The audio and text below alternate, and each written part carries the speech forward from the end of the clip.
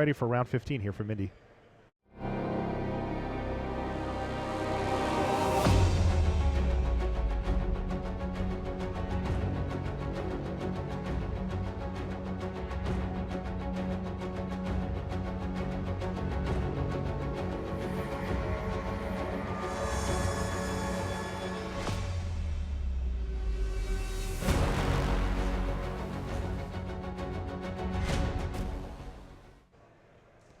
Hello and welcome to coverage of Grand Prix Indianapolis. I'm Marshall Sutcliffe in the booth with Eric Froelich, and we're ready for round number 15. This is going to be the decider for our two players here, Lexie Mettler on the left versus Scott Kirkwood on the right.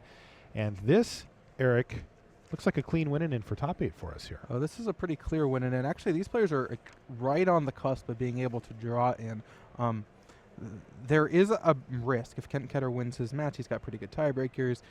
That if they draw, someone will miss the top 8. The tiebreakers are extremely close. So rather than risk it, let's put it in your own hands. Try to get that 13-2, lock up top 8, lock up the #1 seed in the top 8, and lock up that Pro Tour invite.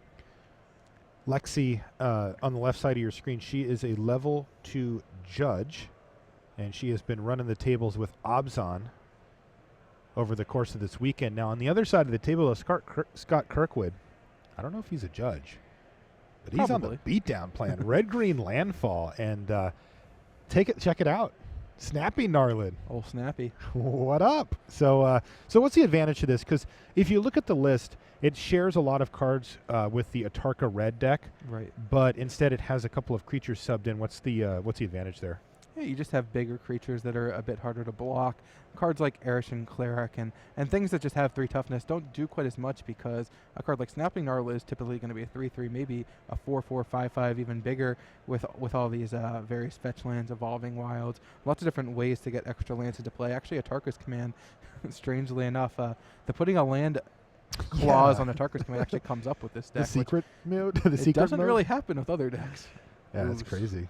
Swinging a hit, but quite a miss, actually. Yeah. Would love to have that second copy of Abbott, but with only 1 mana available, that thing's going to get exiled. Yeah, Lexie snapped off the Gnarlid there with a Silk Wrap, and her follow-up play is a Warden of the First Tree with 2 mana available here as well. So that could mean that she'd like to level it. It also could mean that she might have Dromoka's Command in her hand. Yeah, if she has Dromoka's Command, this makes some sense. Otherwise, she really wants to level it now while Scott's tapped out. No reason to leave that thing exposed to like a Wild Slash. So would you assume if you were in Scott's seat that she would have a command here? It seems pretty likely. Okay. Although I don't believe she actually does. No, she doesn't.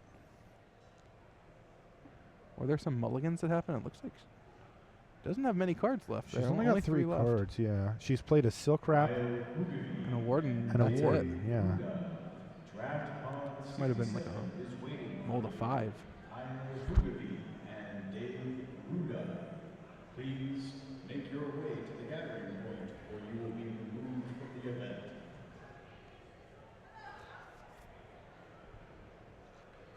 Okay, well, she went and got a basic, and now she's going to go ahead and get that Warden leveled up to a 3/3, and it looks like that worked.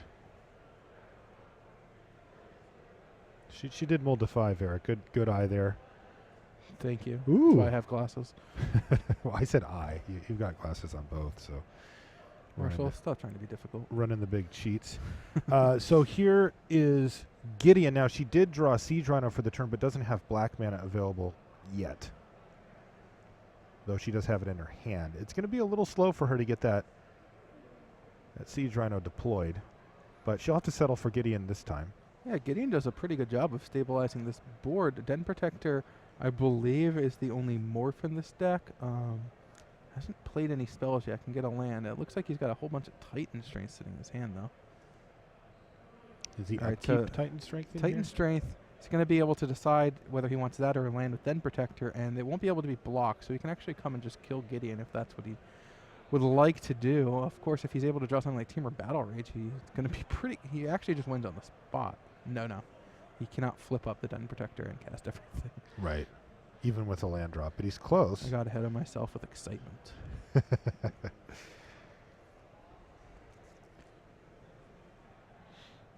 think he's scryed to the bottom, but he's hit another spell.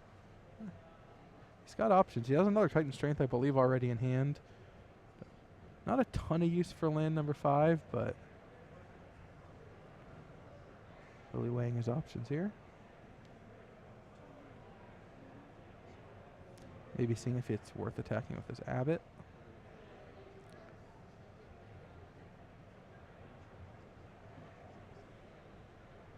Just goes ahead and sacks that mire. Now, since he's not going to be able to get in and kill Lexie this turn, is he going to prioritize getting rid of Gideon since Lexie's at 18? It's a good question. It really depends on his hand. His hand actually has the ability to deal quite a bit of damage. He might be threatening lethal next turn because this is a 6-power Den Protector. That cannot be stopped. He gets to bring back Titan Strength, so he technically has what amounts to about 9 points of damage in hand, the Titan Strength and a Tarkus Command. So he can just swing for 9, and half of Lexie's total. Yeah, he's doing it right now. The second Titan Strike signifying that no, I'm not going to worry about Gideon. I'm going to worry about you. Yep. It's a very reasonable line. Ooh. That works.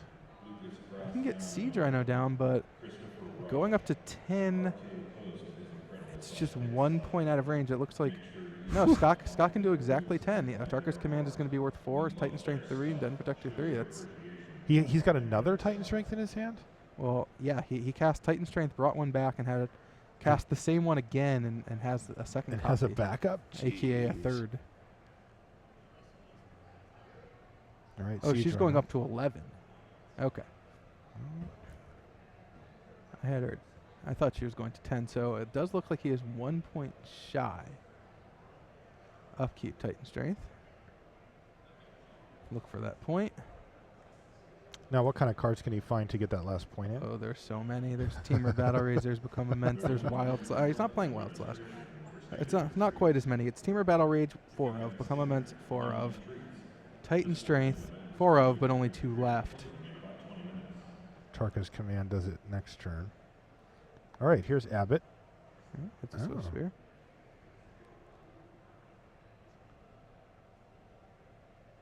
Swift Sphere not looking amazing here, but you'll take it. No, but it was the right Lexie's price. last card another Siege Rhino, or is no, something else? I think our last card is a Shambling Vent, maybe? Okay. Yeah, because Scott doesn't have another way to actually pump this Den Protector. She just drew a Siege Rhino. It's a good draw. You Lexie called actually it. can close this game out extremely fast with these huge Siege Rhinos, and a Tarkus Command's great, and it can pump the team, but... Is she going to cash in Gideon here for an emblem, or is he going to keep making... No. Oh! Oh! Aggro. Go the other direction. I think it's pretty reasonable in this spot. I like it. Like, she can close out the game potentially next turn. This is a huge attack. Well, the second Siege Rhino is going to bring her back up to 8, which is rather safe, all things considered. She can block the Den Protector now. Whew. So Scott's going to need a big draw. A way to pump the Den Protector will do it with the Tarkus Command in hand. It's just a Swift Spear. And she can block all the... I think she can block everything. She's got 4 blockers right now. Right, so only one thing is getting through, which is only 3 points of damage with the Tarkus Command plus 3 from the command itself. It's only 6. Oh, man. Needed to draw that Siege Rhino. Did draw that Siege Rhino. Scott's at 1. Is that correct? Yes, because she played the Siege Rhino post-combat, and he took all the damage. Yeah, so Lexie's going to win this game? Wow. That's incredible. Everybody in. Now, she needs to block. She needs to block everything. So that she takes only a Swift Spear here, right? Any she other? Can take the Abbot. It's fine. She won't die. Oh, she won't die to the Abbot even. Okay. Yeah, as long as she blocks Den Protector, which can the only be gonna blocked block? by Rhino. Yeah. It's going to be That is not enough. Too short. And Lexie Mettler takes game 1 in a really close game. She's all business. Had a whole bunch of scries on those Titan Strengths to find a way to win the game. A couple Abbott looks. It was that Siege Rhino off the top that last turn. That Siege Rhino off the top that was huge. put her out of range. It So close. Absolutely true. All right, let's jump over to Victor Logan versus Daniel Duan. Now, both of the so Daniel's. What is his actual record? Is he 12-1-1? Because we have him at 12-2-1, but that's not. No, That's not a he's thing. 11-2-1. He's 11-2-1. He's the top 34-pointer. Gotcha.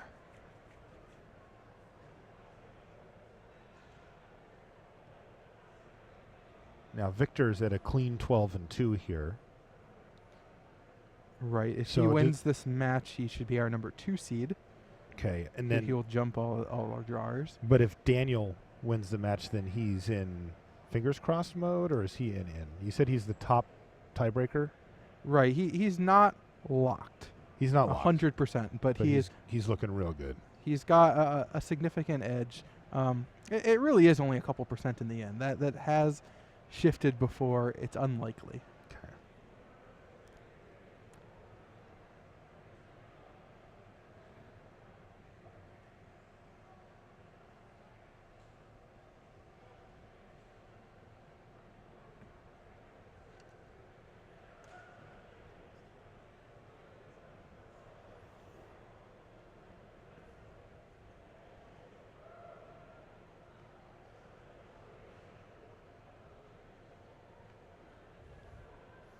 All right, Canopy Vista here for Daniel. Whoa, changed his mind? What happened there? All right, no, it is there. On offensive facing down, Tassiger, both players at high life total with Daniel up a game in the match already here in the last round of Swiss. This is a win and in for these players, certainly in their estimation.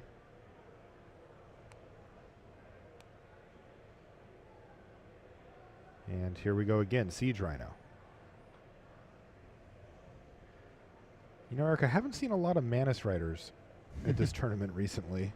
Yeah, we saw a lot early on, and just all trickled off towards the end. A lot of decks that went really far out of their way to be good against Mantis Riders, and a lot of solid decks that have risen to the top. Abzan, I don't think has a very good matchup against Jeskai. It's not terrible by any stretch of the imagination, but I would rather be on the Jeskai side. Again, whether it's 55, whether it's 60%, I don't really know. And again, this is my opinion from having played the matchup, but it's not a rout either way. Of course, Abzan is just a solid, consistent deck. It's not what I would play in the format right now, but in Offenza, Gideon and Siege Rhino are fantastic cards. And if everybody else is running interference for the Abzan deck, we know how powerful it can be. So, wow, here we go, by the way. Yikes. Abzan Charm to get Tassiger out of the way. You take 9?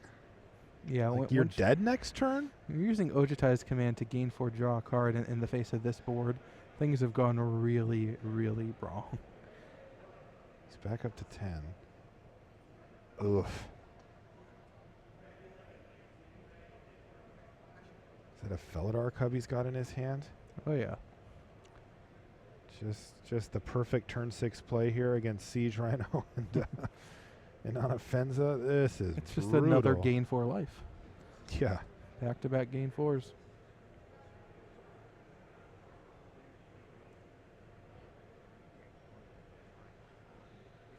Victor is one of the Dark Jess guys hoping to get into the top 8 here, but it is not looking good for him right now. Take 6, go to 4. I mean, if he has no answer to one of these creatures, Dead. he's got to answer both of them next turn. Right. And to Shambling Vents and whatever gets cast here. Okay, well, he has the negate. Well, But that's like a you good said- negate. If there was no board, that would be great. Goodness sakes. Now it's Tassiger as the follow-up. All right, so it's So 3 Wrath lethal right now. threats. Yeah, it's Wrath or you're dead. And, I mean, they just don't have those, right? Nope. The Fire Impulse was there to finish off the Inoffenza, but that scooping of the lands motion is definitely He might on the wanna- horizon again, just not an untap phase. He does untap his lands in a very scoop-like fashion, but Tanking to think of his out, whether he wants to sack this upkeep. yeah, they're both lethal, so difference between 4 and 3 doesn't seem like much here. May as well go for it. Yeah, I mean, difference 4-3 smallest may of not edges. seem like much, but there are Siege Rhinos in the other deck. Fair. I guess it doesn't really matter I if think you have he's no not answers to playing deal with around both of it. these creatures. Yeah. Probably just going to accept his fate if there's a Siege Rhino incoming. He may have to accept his fate even if there's not. Ooh, big clap of the hands here for Victor Logan. Whoa. Dig Through Time is Dig? the best draw. Although I still don't think He'd you only can leave have him two with answers. 3 mana. Okay, let's just stick on this one for just a second. Our other match is just underway, and we will see it. But that's just not going to get the job done here, right? Potentially gets one extra turn. And that's going to do it. All right, let's jump over to our main match as Daniel Duan wins his Obzon over Dark Jeskai 2-0. So he is a massive, massive favorite to be another member, or 7th member of the top 8. And although he will be, I'm not sure exactly what seed he'll end up at. okay. And our 8th member was going to be decided here. Now, Lexie Mettler is 1 game away from top 8. I know a lot of the judges in the building are excited for Lexie as she's a level 2. Gonna lose a quarter of her life total before she gets to play a second land. Ow.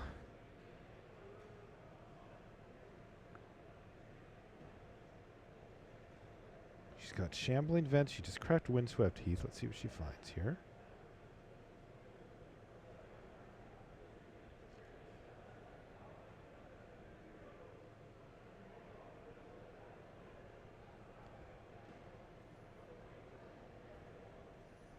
Fingerback? Nope, Silk Wrap. Silk Not bad. Wrap. Not bad at all. Yeah, removing the creatures of the Atarka red deck or the landfall deck is fantastic because these are combo decks. They're playing 4 Become Immense, 14 with Battle Rage. This deck has 4 Titan Strength. Like, these cards don't do anything without targets. And this deck in the main deck has 20 total creatures. Of course, 4 of those are Abbot and 4 Den Protectors, which can provide quite a bit of card advantage and kind of mitigate some of this all in nature. But there really just aren't that many creatures that once you're able to deal with them, might not be anything left. So if she can deal with this Den Protector before it's able to flip, although there's no creature in the graveyard to get back either. Yeah, just a Titan Strength. It looks like all the removal in hand can't deal with a face-down Den Protector. It looks Yeah. like an Abzan Charm, an Ultimate Price, Yes. and a Dromoka's Command. Correct. So nothing right now, but lots of removal there. She certainly looked to play the control game, and Scott should be aware of that as well. He should also recognize that if she could have killed the Morph, she would have by now. Yes. And probably just try to get in for the 2 damage with it.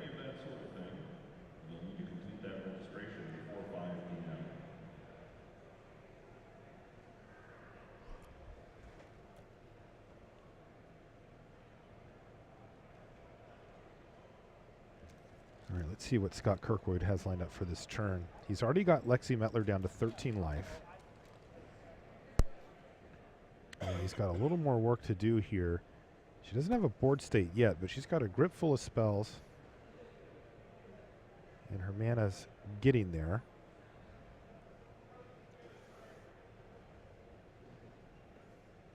Some wooded foothills there she can use to fill out all 3 colors.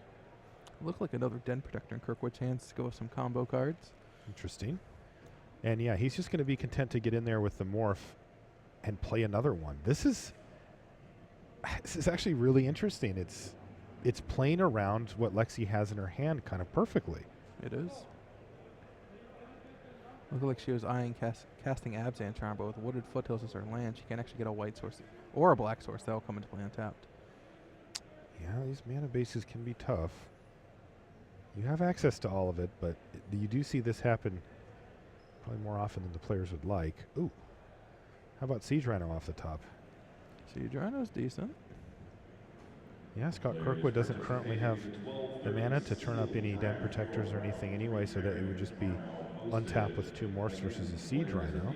Lexie at 13, Scott at 15. I mean, Very close to just being able to kill Lexie here, though. The combination of Den Protector, he has Titan Strength in the graveyard and perhaps another Titan Strength in hand. It's really close. okay. There we go, Siege Rhino. Siege Rhino was certainly kind to her last game. 2 of them buffering her life total just enough to keep Scott from winning the game. And they close out the game so fast, those Siege Rhinos. True. So Nice stabilizing play here for Lexie. So actually, a land here. Oh no, he just wins. He can flip Den Protector, He's get counting back a on- land, Mhm. Titan Strength, and then Teamer Battle Rage. That'll do it. Exactly 12. I think he. So when you were saying it, he was thinking it. I saw his hands do the tappy Right. thing. I thought he had a Tarkus command in hand, not Teamer Battle Rage, but Teamer Battle Rage will give him exactly enough. And you can see how quickly he's shuffling because he knows, well, this one's done.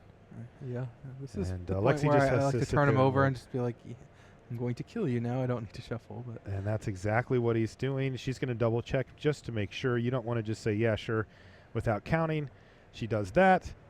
And we're going to get a game 3 here. So it's never easy to make the top 8. We get a smile out of Scott Kirkwood there. Lexie's taking some notes. And, yeah, we're going to get a game 3. This is a win-in for top 8. A lot of pressure. You can see all the people standing on the rail watching.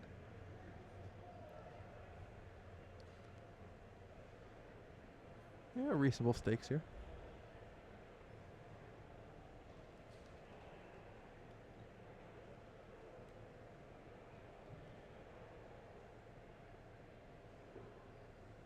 You ever get nervous in that spot these days, Efro? No, You've been there too many times, or I just don't have feelings. oh, it does explain that. It's tough. I mean, I mean, I'm asking you specifically, right? Like, I know that both of these players, they're much less experienced, and they're probably going to be feeling a little jitters Right, down it's there. hard- it's hard but for you've me- been here for a while. yeah, right now I would say very close to no. It's hard for me to remember like playing on my first, let's say, Pro Tour top 8. My first GP top 8 was in 1997. I was 13. You were 13 So, years old. We're talking about almost 19 years ago at this point. My first PT top 8, I was 17.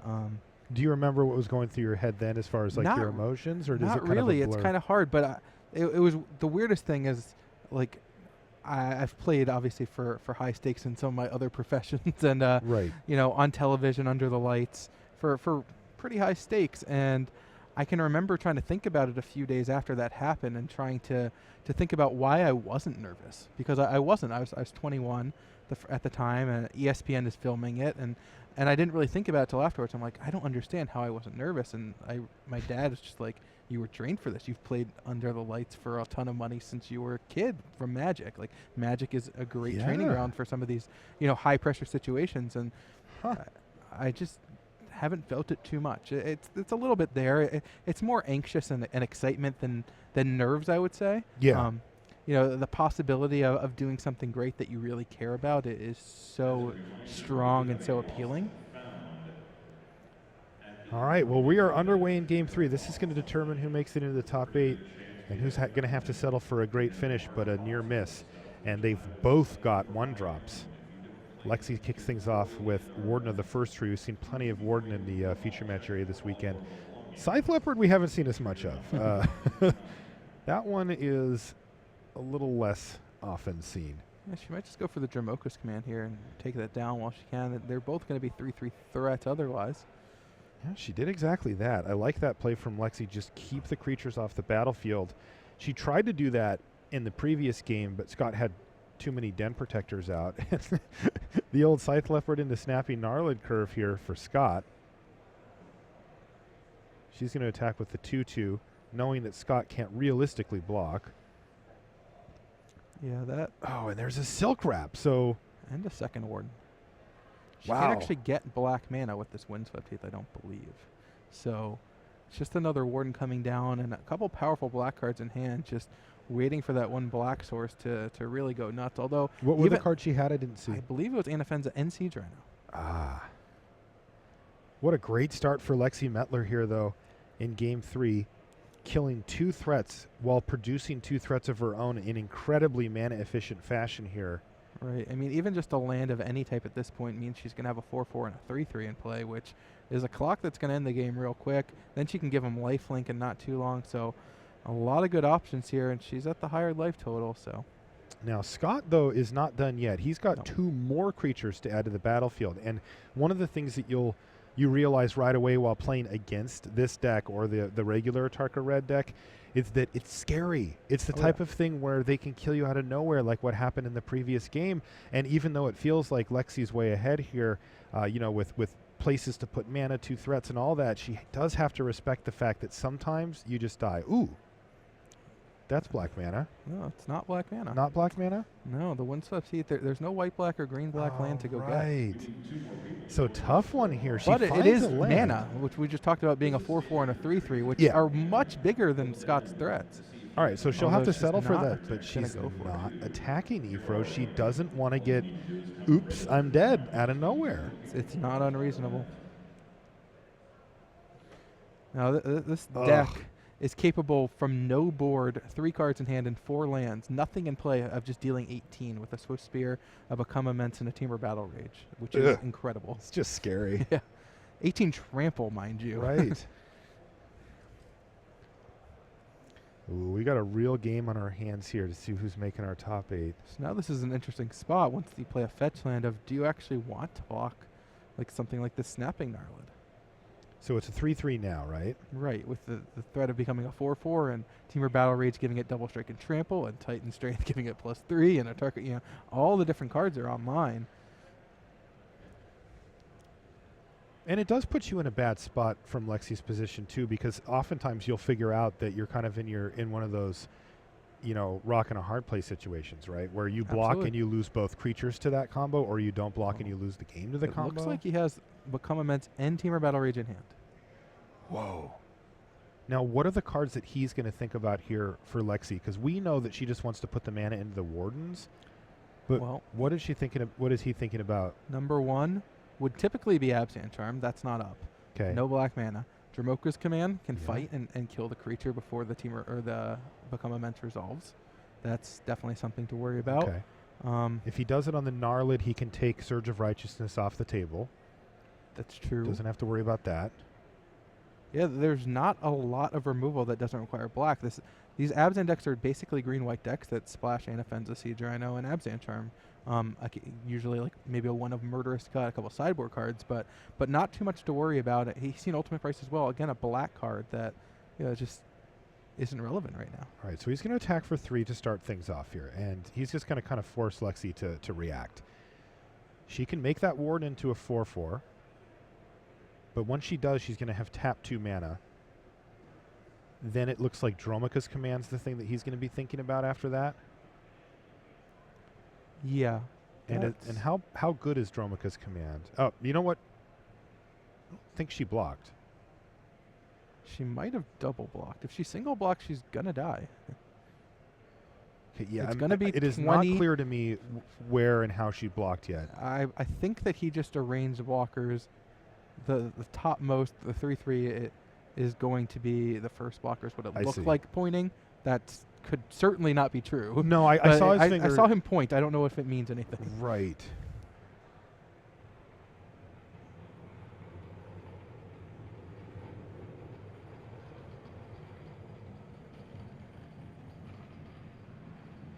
I don't think she blocked. Yeah, she didn't block.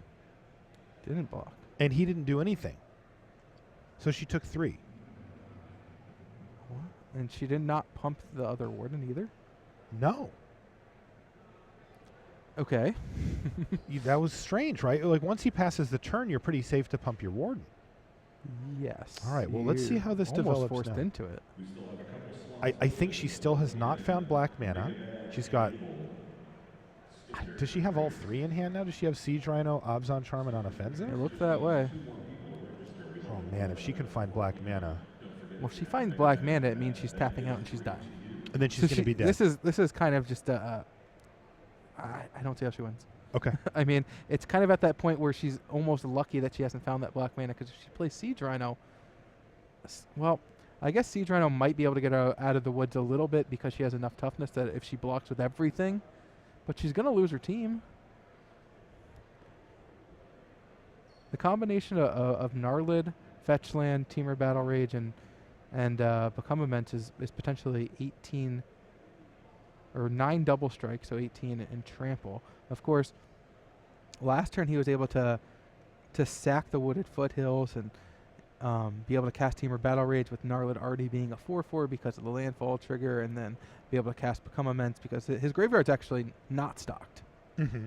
He cannot just cast all his spells in one turn. Become Immense costs 6, and right now he can cheapen that by up to 3 if he sacks Wooded Foothills. Casting Team or Battle Rage will, of course, bring that down to 2. Atarka's Command as well. He can lower that cost, but he can't just unload his hand. He's definitely mana shy at this point. Okay. Although one more fetch land would allow him to just kind of go nuts. He could cast Atarka's Command, Team or Battle Rage, and Become Immense all on the same turn. Now, how much is he thinking about Dromoka's Command here? A lot. I mean, Does that this break is, up this the is top combo? 8. Well, the fighting the creature is going to kill it if, in response to Become Immense, there's no real stopping that. Okay. He found a Scythe Leopard for the turn. He's just going to play it. Go. Right. Lexie So is this gonna this level up mistake her of other not one. leveling up the Warden last turn is Ooh. kind of getting compounded by not getting to go to level 2 on the Warden this turn, which, of course, giving yourself a 4/4 lifelink is a lot nicer than having a 4/4 not lifelink. Right. Of course, nothing else to do with her mana anyway, but at this point, she could have made both creatures lifelink, and that's pretty far out of range. That's 7 power of lifelink. She could probably attack with... She could consider attacking with one of them. It's kind of a tough spot to actually do that, though. All right, there's a land off the top for Scott, but you know what? That Shambling Vents for Lexie Mettler is going to really send alarm bells for Scott Kirkwood, and he may feel like he just needs to go for it here. It's entirely possible. Landfall trigger on 2 of his 3 creatures. But again, like, this is 7 lifelink, or I guess only 4 lifelink, because the first one did not get leveled, but that does change the numbers by quite a bit. That essentially stops 8 points of damage because the 4 toughness on the Warden is going to suck up 4, and then the lifelink. Of course, Team or Battle Rage is going to cancel out that lifelink because of the first strike. Yes. All right, she says, come at me. So block, block. So both of them are in the red zone. This is going to be a huge turn to see who makes it into the top 8. Crack Wooded Foothills. Lexie says, sure. Scott falls down to 14, puts a 3rd card in his graveyard, and gets his 2nd landfall trigger of the turn. So right now we're at a 4/4 and a 3/3.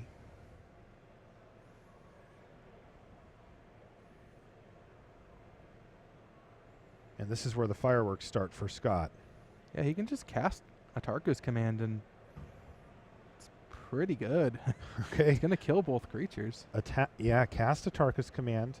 And so this is 3 damage to you. This is also leaving up Become Immense to respond to a potential Dromoka's Command if he wanted to. Yes. He could also just cast, let's say, a Team or Battle Rage and Become Immense, because now he'll have 5 cards in his graveyard. So Dromoka's Command is not actually going to break this up if she decided to cast it right here. Now, if he just goes for, or if she just goes for lifelink right now, I believe Scott will just win on the spot. He can just cast Team or Battle Rage on the Gnarlid, and Become Immense is going to be, I think, about 195 damage. Yeah, she did it. She went for it, and he's like, okay, I'm going to respond. Now, that Atarka's Command is in the graveyard, right? Well, Is it it still depends on the whether stack? responding is happening. Okay. Although it doesn't matter. I mean, Team or Battle Rage, this thing's already ferocious. It's a 4/4. It's going to become a 10/10. Yeah. The game's over. Oh, even without the Become Immense. No, with Yeah, the Become Immense. right, The so- Atarka's Command does have to go to the graveyard eventually. That's yes. what I'm saying. He does need that in the yard to be able to Yes, cast it, absolutely. and it makes me nervous that it's sitting way over on the side of the battlefield.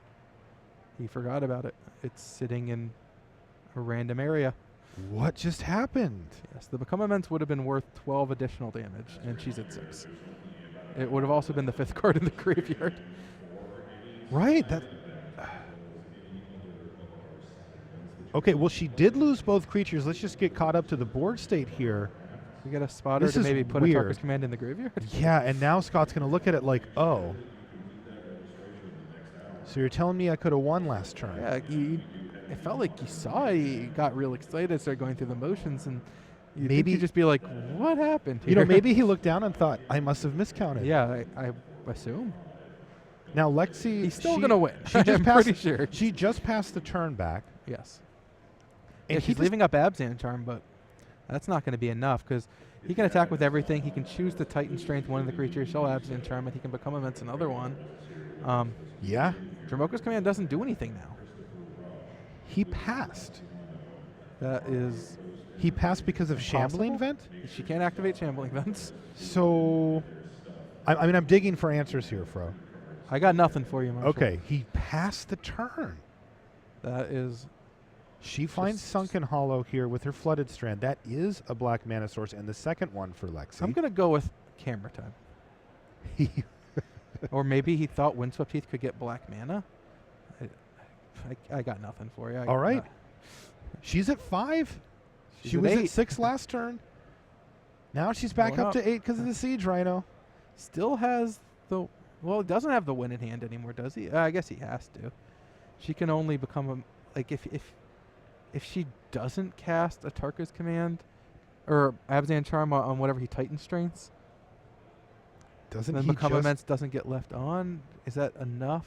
No, he'd have to draw a land. So I think this is an upkeep Titan Strength. It does look like that. And she says, sure. Oh, he left it on top. There you go. It's an Abbot. It's a good card, always. He's going to play Abbot. Den Protector. That would It's a require him medium to card. tap out just to get it on the battlefield at all. Does he have the win here, even through an Abzan Charm? Well, if he attacks with everything. No. She could block the Gnarlid with Siege Rhino. Okay. And if he casts Become Immense on something, she can Abzan Charm it. Well, now she just gets to Abzan Charm and not lose the Rhino. And the Shambling Vents is going to be on. So he missed lethal 2 turns in a row, and he still has 4 creatures in play, though, and a Become Immense in hand. Yeah, and she's at 7, so she's going to have to draw something. Let's see what she finds. She found Hangerback. That doesn't get it done here. She can play Hangerback for 1. 3. She has Shambling Vents, so she's not dead because the Shambling Vents life gain. She has to. She has to not play Hangerback for 2. She still has Anafenza in hand. Although he might not go for it again, fearing another Abzan Charm. So the best thing for her is to not cast a spell here. Well, to leaving up represent. Shambling Vents is a pretty decent thing to do. Okay, Scott Kirkwood has Lexie Mettler down to 7 life. Yeah, if he just casts Become Immense on this Den Protector, though, it's lethal. It is lethal on its own, and unless she has a removal spell, from Scott's perspective, we know it's in her hand, and it's he not. tried to play around these removal spells a whole bunch of times. And he just finally gave up goes on for it. it And Scott Kirkwood finds the win, knocks Lexie Mettler out of top 8 contention, and she looks devastated. That is a tough, tough loss to take this late in the tournament, but a great run for Lexie. Hopefully we'll see her out here on the GP circuit again soon. Scott Kirkwood, though, that was a clean win and in as both players were on 12-2, and so he will be in our top 8 for sure. Yeah, that was a win in #1 seed. So he'll get to choose the player draw throughout the Swiss. Or throughout the top 8, I'm sorry. Turbo match. Douglas Bauer versus Kent Ketter. Let's see. So what do we have? Where were they at coming in from? They were 9 and 10, or 11 and 12. I'm sorry. So the winner of this match, we assume is going to get 9th place. If Kent Ketter is the winner, he has the better chance as the higher tiebreaker of jumping Daniel Duan, or into potentially even Daniel Chan if their breakers really plummet, or Raymond Perez, same situation. It would take a rate like 3% tiebreaker plummet essentially. Okay. But it is possible. All right. Well, he's playing for something here, and he's got Jace into Mantis Rider. Can't argue with that. But on the other side of the table, there's some raw power happening too with Anafenza on turn 3, and let's see what the turn 4 play is for Bauer. Does he have a Siege Rhino to follow up with? Gosh, he does. Look at this. Standard in its finest form here.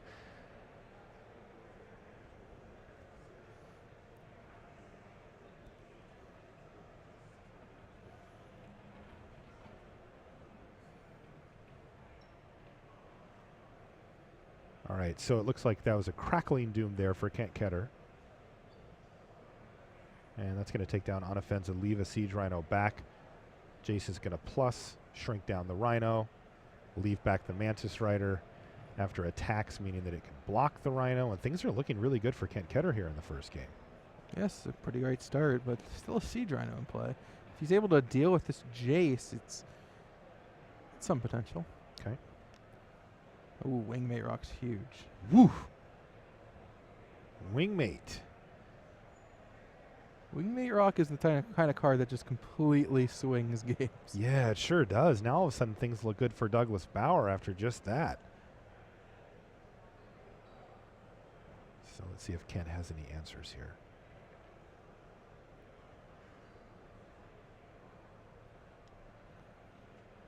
No, he just passes a turn back. Likely an Ojutai's command for Kent.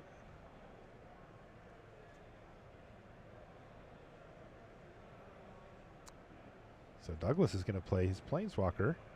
Gideon, he's going to immediately cash it in as well.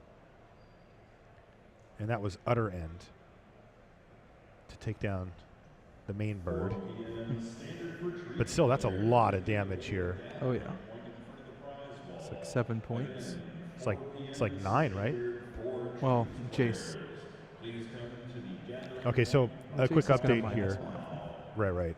So after this game, we're going to actually just jump to live because I can tell you that these players are still playing in our current time. Fair enough. Yeah, so we'll see the conclusion to this game, and then we're going to jump over to the camera where they're live. They're still under battle. It shouldn't be much longer here.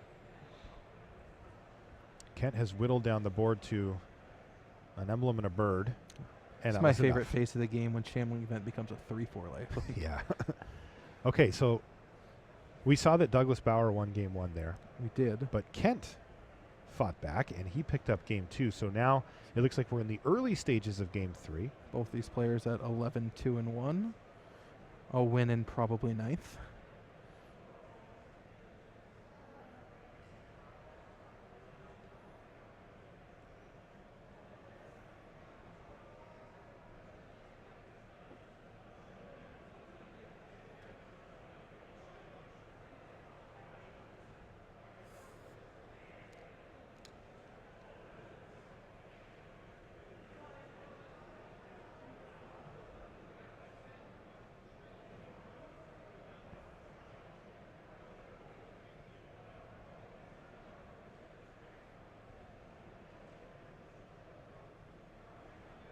Okay, here's Dromica's command to just get that Dragon Master Outcast off the table now.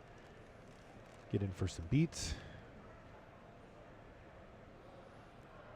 I think I would need a lot of removal in my hand before I considered making a play like that. Just Yeah. the card's just not threatening for a really, really long time. Even if I can just pump my Warden and get in an extra point of damage and just have that waiting in the wings to potentially take out like a Mana Strider or something along those lines. Yeah, you know, I've also seen it from the Dark Jeskai players. I don't even think they mind that much having a small creature in their yard. They just have so many ways to get it back in the Totally. deck. It's like kind of helping them out. Yeah, Dromoka's Command, not the most powerful card in the world in this matchup, but it has quite a bit of utility still. Ooh, here's Painful Truths for Ketter. Going to peel 3 cards off the top of his library here and lose some life. So Douglas Bauer is going to want to really put the pedal to the metal, and we have seen him do that. He's been quite aggressive with this deck in the feature match area. He is going to put a level, so crunch you for 4. Dang, and Ken's already down to 8. Ooh, no land drop there for Bauer? Well, land drops are pretty important for this Abzan deck, although it does look like he has a lot of 2-mana plays. A couple of, looks like ultimate prices. Having ultimate prices in hand against a deck where a lot of their threats are Mantis Riders is kind of another reason to not run out your Dromoka's Command to kill a Dragon Speaker Outcast, or a Dragon Master Outcast that you could have dealt with otherwise. But Utter End is going to take the only threat that Douglas Bauer had going off the battlefield needs here. a land here. Nope, And he doesn't have it. Yeah, he drew another Dromoka's Command, so he just has to pass the turn. And this is a huge blow to his campaign.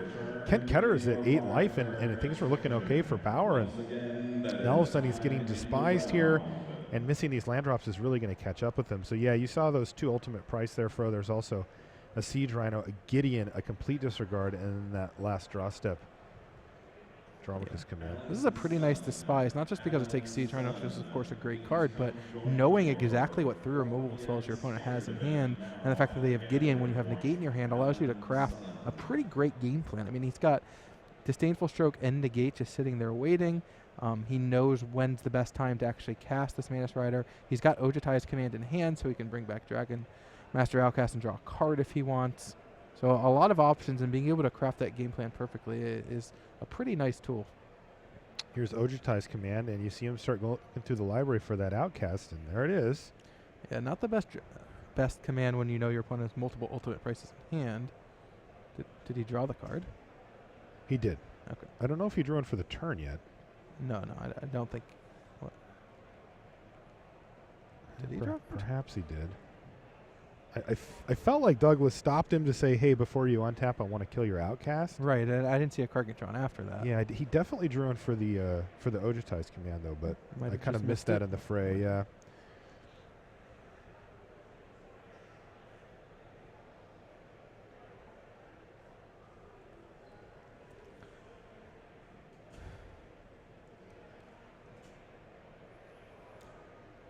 This complete disregard is going to get negated.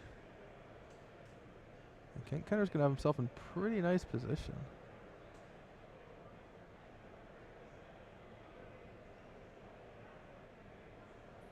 Assuming he has another blue-black land. Does he not have another blue-black land? Oh, wow. He set up a play so that he could negate this complete disregard, and I think he doesn't have a blue-black land in his deck. Oh, no. That is he's shaking his head. unfortunate. Yeah, you're totally right, bro. Yeah, he was waiting for the 5th land, looking for a fetch land so that he could get that blue mana online, be able to cast Manus Rider, his Sunken negate the Hollow. only answer in hand. There's only one, so only one thing he had to slug through there, and oh, that's brutal. His Sunken Hollow already on the battlefield.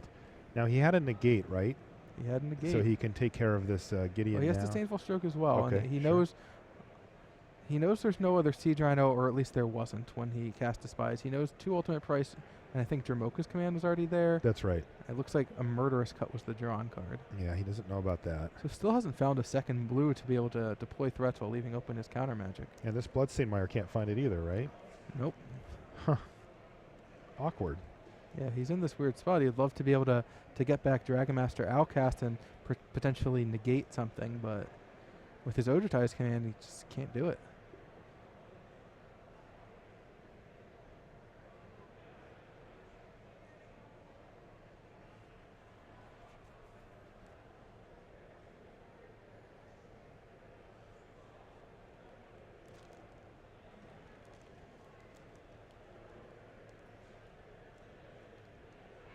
As a reminder, we're in Game 3. This is round 15, so this is the last round of Swiss. Now, these players are playing to hope to get into top 8, and the hope is fairly slim for both of these gentlemen.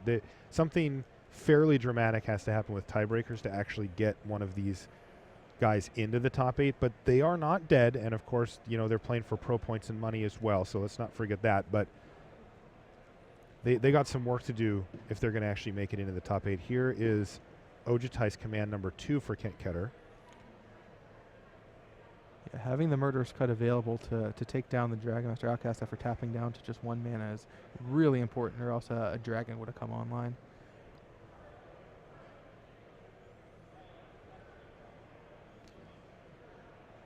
He's able to trade Ojutai's command to take out the Murderous Cut and draw an additional card. Still looking for blue mana, still finding more Bloodstained Mires. Bloodstained Mire at this point can probably only fetch basic Swamp. He might have another Smoldering Marsh, although I doubt it because he got basic Mountain last time. I mean, he might want to crack it, right? You don't want to draw that swamp. Yeah, you definitely do not want to draw that Swamp, and you probably didn't want to play that other Mire if you don't have another hit in your deck.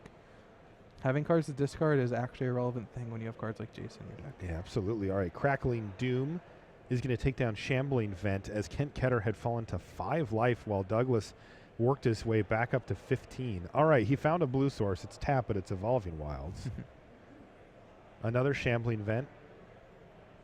And here's Wingmate Rock. He's just going to run it out for no raid value, but it's going to get immediately Disdainful Stroked by Ketter.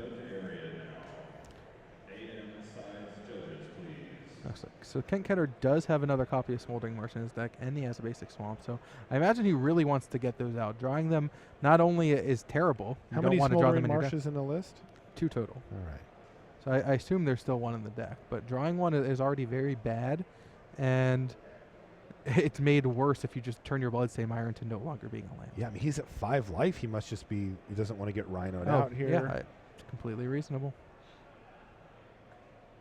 He's taken a lot of damage from that Shambling Vent that he finally got rid of, but there's 2 more in reserve for Doug Bauer. I'm going to be honest, I didn't even look up to see quite how low his life total was. I just assumed 12-ish.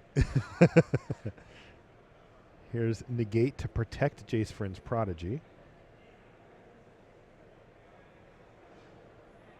But that's not going to stop Shambling Vent from getting active and getting in. And on top of it, he's going to Dromoka's Command to put a counter on it and to fight Jace. This reduces the clock by a full turn and potentially kills Jace. Doug Bauer is just working these creature lands here, but Crackling Doom for the blowout from Ketter. So this is Ouch. potentially huge.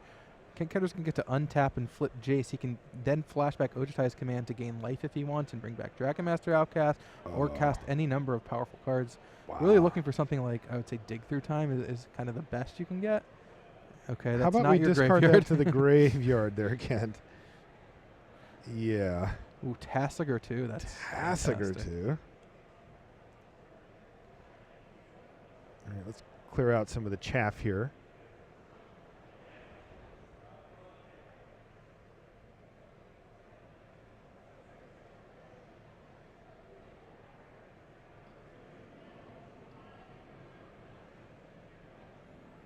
So, really wants to clear the swamp out of his deck before he casts this.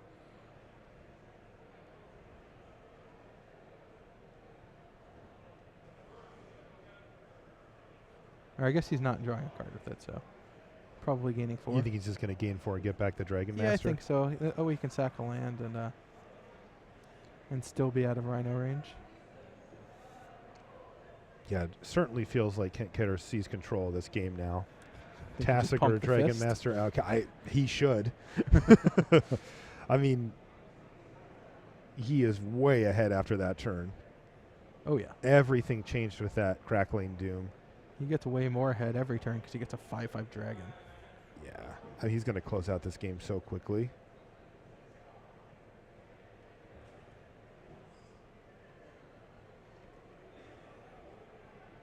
You can even activate Tasigur here. Goodness sakes.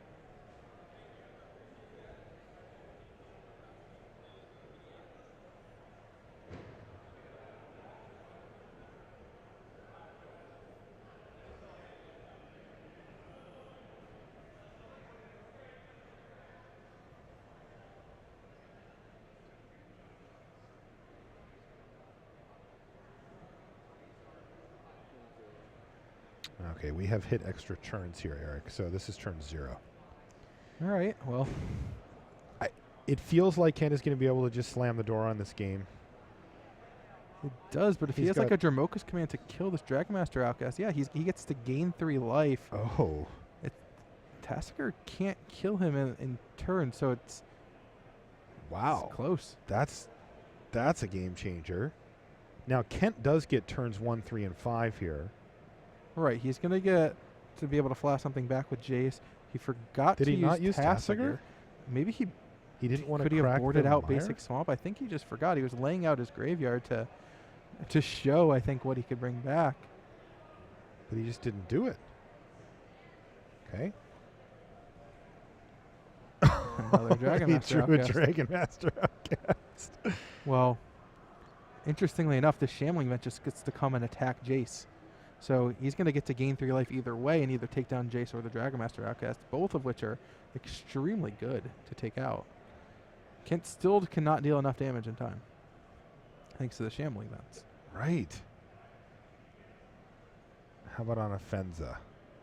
Yeah, there's another blocker for Tasigur. Wow, he forgot to use Shambling Vents. That's Oh, huge. no. That is really huge. He's trying to use it as a blocker, but it could have taken out Jace. Yes. So Really big misstep there. Let's see if it actually will end up mattering. This now he can use Jace to flashback Crackling Doom, take out an Offenza. Tasker can come in. It's going to put Doug to 7, or he has to chump block with Shambling Vents. That'll put him to 14 and just out of range, although taking 2 from Crackling Doom. This game's been close. Okay, yep, Down that to happens. 9. Go to 9. Take 4. This does set him up. This is turn 3. Doug gets turn...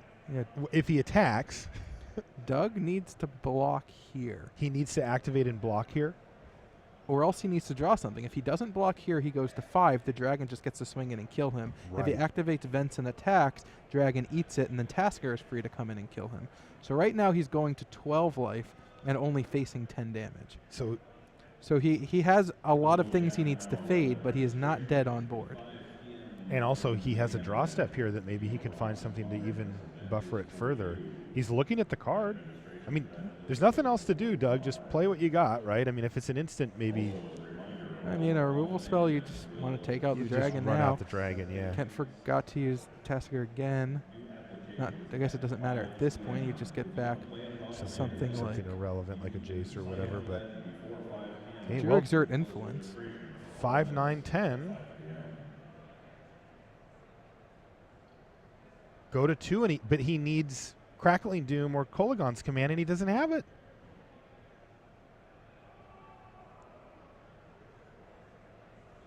And that's going to do it right there.